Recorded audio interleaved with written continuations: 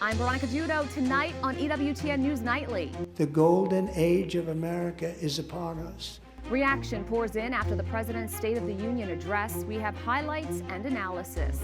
On the move, the Vatican announces Pope Leo's travel plans, and it's a busy schedule where the Holy Father is planning to go.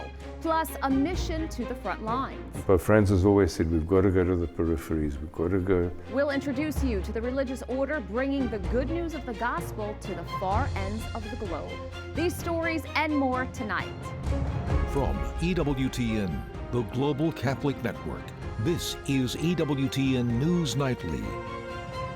Thank you for being with us. Our top story tonight. President Donald Trump's State of the Union speech before a joint session of Congress elicits plenty of cheering, jeering, smiling, and scowling on Capitol Hill.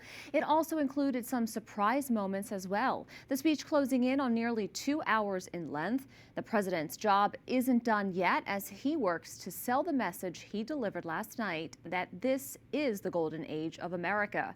But golden is not how his opponents see it. White House correspondent Owen Jensen begins our team coverage. Owen. Well, good evening. Fresh off his big speech, President Trump now takes his message directly to voters. He'll be in Texas on Friday, and his Vice President J.D. Vance travels to Wisconsin tomorrow. Making his way down the aisle, shaking hands and patting shoulders, President Donald Trump arrives to deliver the State of the Union to lawmakers and the nation. His main message, America is back and the economy is roaring. Gas prices falling, stocks rising. The stock market has set 53 all-time record highs since the election. Think of that, 1 year.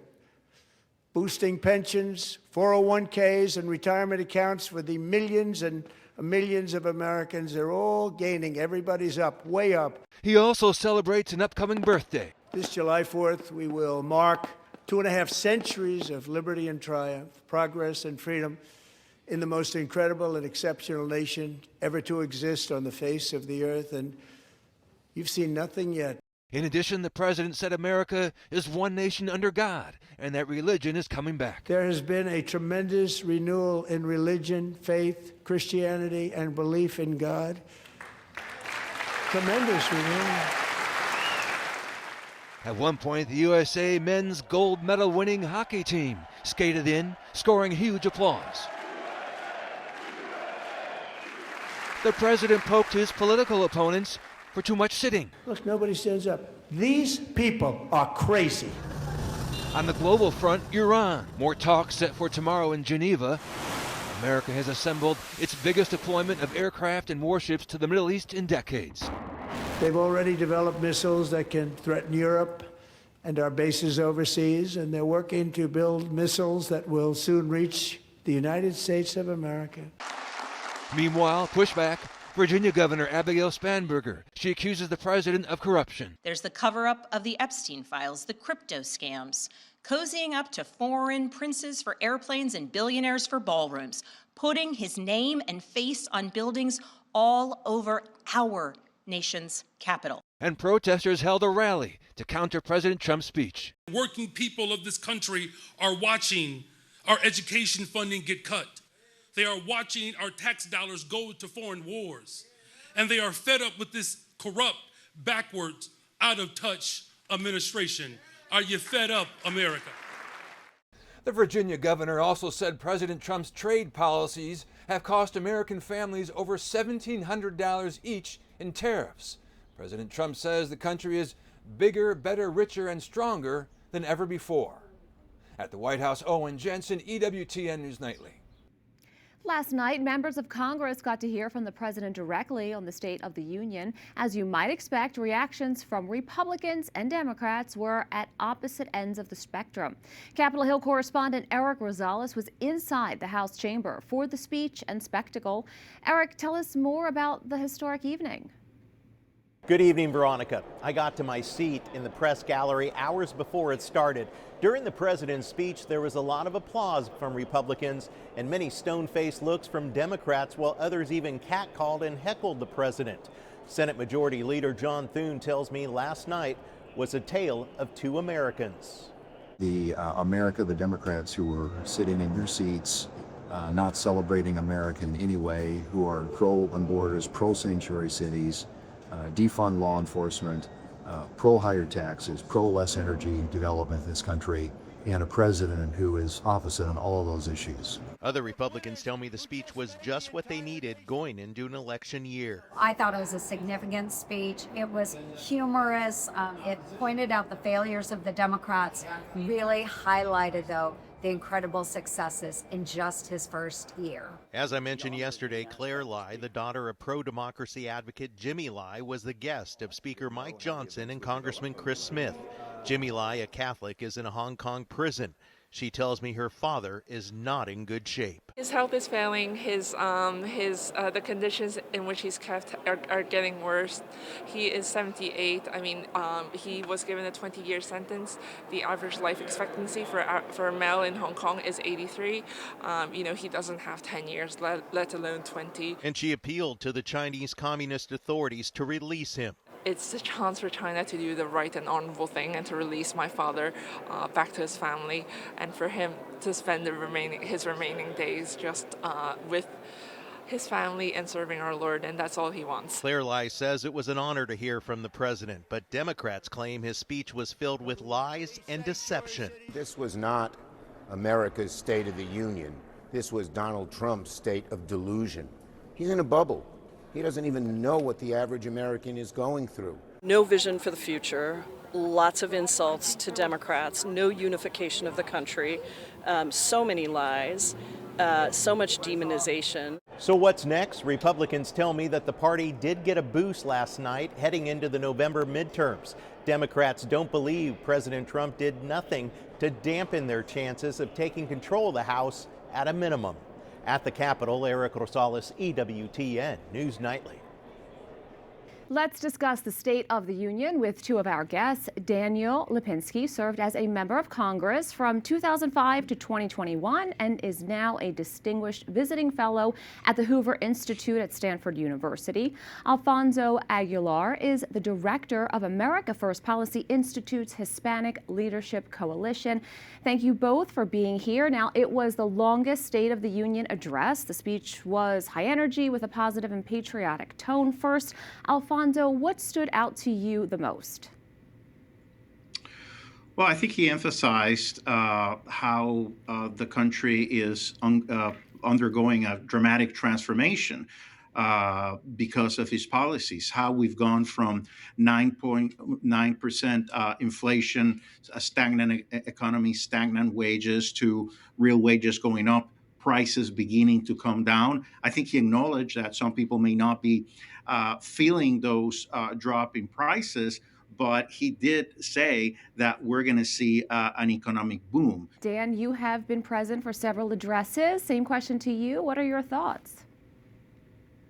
Well, I think, yes, that is the winning that we're seeing, the winning by the American people. I think the American people, though, are not seeing Donald Trump really accomplishing very much for them. I mean, he's a great showman. I think people are still, they're struggling with affordability. Inflation, the Democrats and Joe Biden did a terrible job with contributing to inflation. But inflation was at 3% a year ago. It's at 3% now. It hasn't changed. President Trump said prices are going to come down. I think people are struggling economically. Now, Alfonso, take a listen to what President Trump said last night about immigration. In the past 9 months, 0 illegal aliens have been admitted to the United States. But we will always allow people to come in legally, people that will love our country and will work hard to maintain our country. So, of course, acknowledging how important immigrants are to the fabric of America, but saying they have to come the legal way. As we all know, Congress passes immigration laws. Are lawmakers working on any type of reform to immigration that we know of right now? Not at this point. I think the biggest help to the president's effort to put the house in order was the big, beautiful bill giving the administration the resources he needs to put the house in order. The reality is that what Joe Biden did, his open borders policies, wasn't moral and humane, as he argued. He allowed over 10 million people from all over the world, primarily from Latin America, poor people, to make that dangerous trip to the border, which facilitated child trafficking. Over 60% of women were sexually assaulted or raped. Now we're disincentivizing people from making that dangerous trip. But I wanted to quickly go back to a point that the congressman made. And I understand that people may be frustrated. They may not feeling the drop in prices. But the facts are there. There is a reduction in inflation. It's 2.4%. In terms of specific prices for coffee, eggs, meat, they're going down. And Dan, did you want to respond before we have another soundbite? I was very happy that President Trump did make the statement that we want to welcome legal immigrants, although that has not been the message that has continually comes out from him or from the administration. It's all immigrants are bad, all immigrants are criminal. We need to do something about, there are a lot of people in this country who are here illegally. Congress is not moving to do anything. The only thing we see happening is, unfortunately, the kind of enforcement that the president has had to back off of, back off a lot from things that were going on, such as what happened in Minnesota. So that's still an issue that we need to deal with and we should do it in a bipartisan manner. Now, of course, we noted that there are millions of people who are here illegally. Some are criminals, some are not.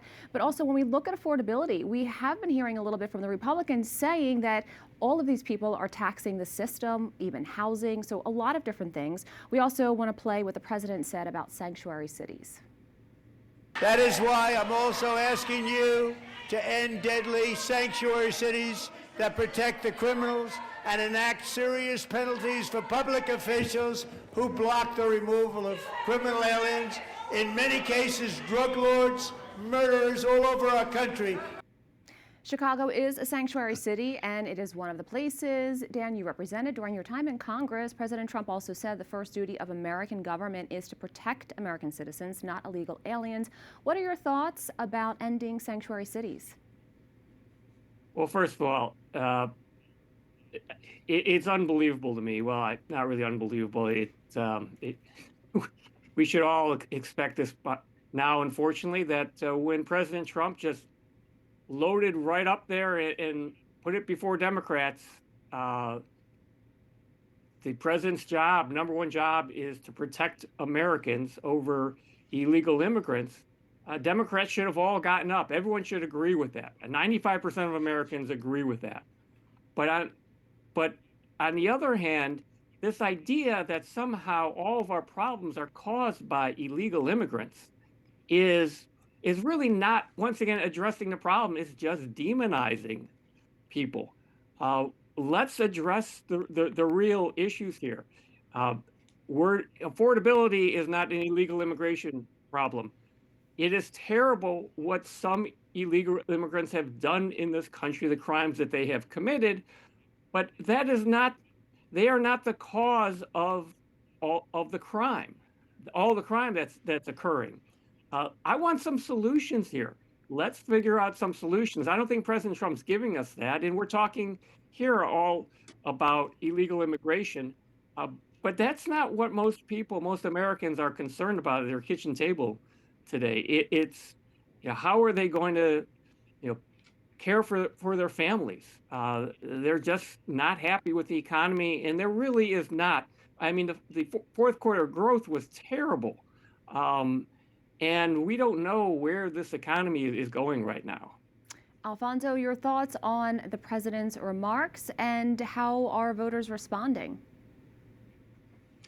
Look, I think the American people, for the American people in the past election, immigration was the number one issue, not only about controlling the border, but also removing criminals. And that's what the administration is doing. Again, he's putting the house in order. The immigration dynamic has changed completely after 4 years of open borders. So you have many, not a small number, of people who enter the country that had ties to drug cartels, to criminal organizations, even were on terrorist watch lists. So we have to remove those people from our communities. 70% of the people that are being detained and removed are criminals, violent or serious criminals.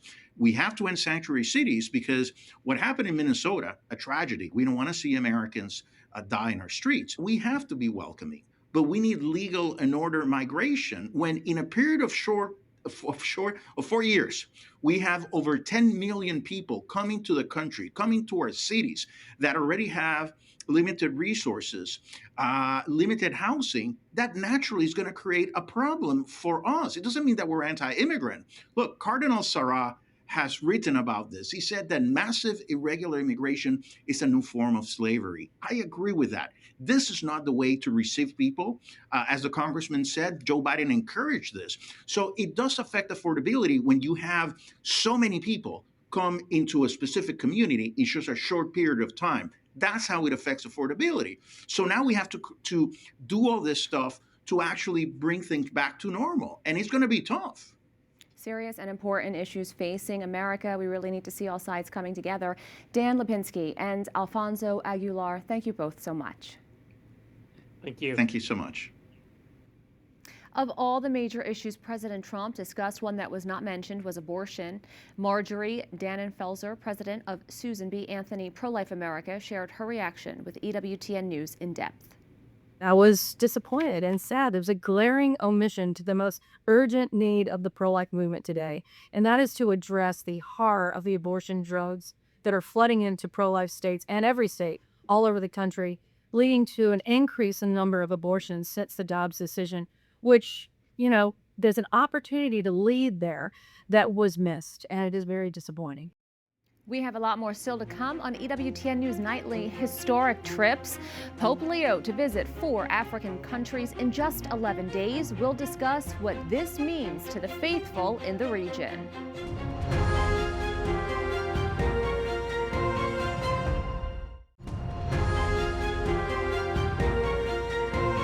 Today, a big announcement from the Vatican. The details about Pope Leo's upcoming apostolic visits in Europe and Africa have been released. The first trip will be on March 28th, the Saturday right before Palm Sunday. Pope Leo is scheduled to travel to the small country of Monaco on the French Riviera. Then in June, he'll head to Spain, visiting Madrid, Barcelona, and the Canary Islands. In April, the Holy Father will embark on his longest and most complex trip, visiting 4 African countries in just 11 days. Starting on April 13th, Pope Leo will travel to the North African country of Algeria. Then he heads south to Cameroon, Angola, and Equatorial Guinea. Right now, we are happy to welcome back to the program Father Don Bosco Onyela, founding editor-in-chief of ACI Africa. Father Don Bosco, it's so good to see you again. Now, the Vatican announced the specifics about Pope Leo's upcoming trip. Tell us what it means to the faithful in Africa that the Holy Father is making this particular trip in the first year of his pontificate. Thanks so much for having me. So we have had this news for some weeks now, but we were waiting for the official announcement by the Vatican. And this means a lot for the people of God on this continent, that the Pope, who has first-hand information on Africa, he has been to Africa multiple times before he was elected Pope, is coming, and is coming for 11 days.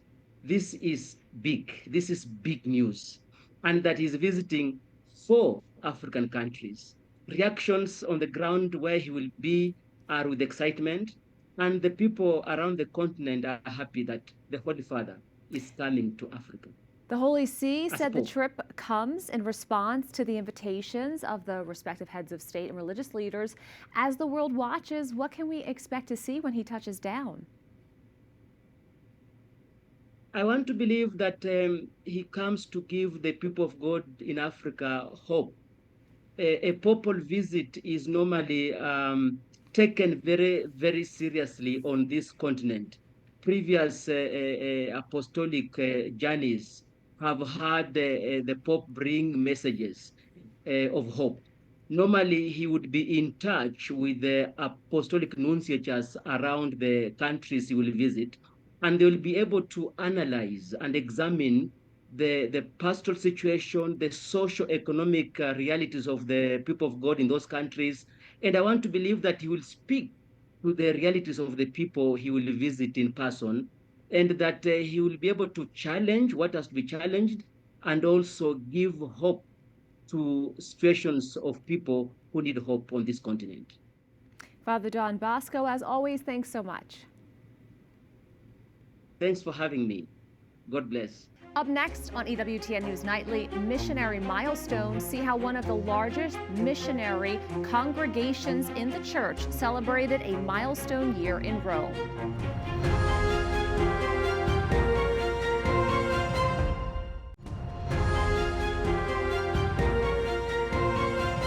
More than 3,000 religious serving in 70 countries, the Oblates of Mary Immaculate work to bring the gospel to the poor in every corner of the world. To mark the 200th anniversary of the approval of their constitution, Pope Leo received the congregation and thanked them for their missionary service. EWTN Vatican journalist Benedict Sedegren has more. To bring the good news to the poor and the most abandoned. For over 200 years, this has been the mission of the Oblates of Mary Immaculate, one of the largest missionary congregations of the Church. We proclaim the gospel where, and using the words of our founder, where the Church is already established, there it is to deepen the roots of the people, those who are not being touched by the parish structures, by church structures. And in other countries, to establish the Church. To bring people to know Jesus Christ. The Oblates were founded by Saint Eugene the Mazenod, son of a wealthy aristocratic family. After fleeing France during the French Revolution and experiencing firsthand the suffering of the post-revolutionary church, Saint Eugene was moved to give up his inherited wealth for a life of total oblation to God. Saint Eugene asked not to be assigned to a parish, but to dedicate himself fully to evangelizing those who were not being reached by the local church. The poor who spoke only the Provençal language or did not know God, prisoners, and the youth. And Pope Francis always said, we've got to go to the peripheries, we've got to go, and that's what Eugene wants us to do, to go to the peripheries where the church structures are not fulfilling what they could be doing. In 1938, Pope Pius XI called them specialists in difficult missions, words that still resonate deeply with the Oblates. What he said to us in the general chapter is, you go where other priests do not want to go. You are the specialists of the difficult missions, and it's so true even today. From Laos and Zambia to the North Pole, the Oblates have been in regions where no religious congregation has ever been before. Today, their mission continues, reaching far beyond the poor and abandoned of southern France. We have about 30 Oblates in the Ukraine who've not abandoned their people. They've been there for 4 years of war with their people, going into the shelters with them. Our Oblates in Nigeria and in Cameroon, where there have been some abductions. Gosh, in practically every continent there is that outreach. Now, 200 years after Pope Leo XII recognized a charism that had come from the Holy Spirit and approved their constitution, Pope Leo XIV met the Oblates in Rome to encourage them to continue their missions among those most in need. It was for us a great encouragement. Carry on what you are doing. And he stressed also the family spirit. And our founder, St. Eugene de Mazenod, was very strong on wanting us to be the most united family in the whole world. In Rome, Benedict Sedegren for EWTN News Nightly. We thank you for watching tonight. Remember, you can follow us on social media, Facebook, X, YouTube, and Instagram at EWTN News Nightly. I'm Veronica Dudo. Good night and God bless.